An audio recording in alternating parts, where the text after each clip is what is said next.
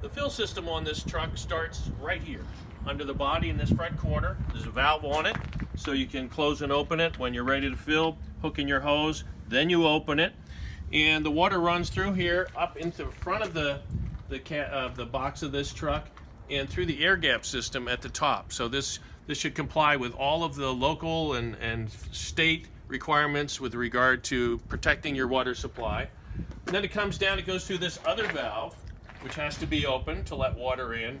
And then the water flows through this 2-inch pipe into the manifolds, and it's actually distributed through the truck through the suction lines. So all the tanks on the truck actually fill through the bottom of the tank.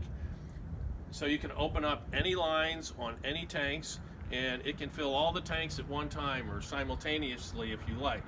When you're finished filling, then you close this valve here, which keeps air from being sucked into the pumping system while you're trying to operate the pumps. And then you close this line down here and disconnect your feed line into the truck. So that's our fill system. It's very simple, very easy. We try to use all the same plumbing to make it less maintenance, less hoses. Here again, easy. The fill system.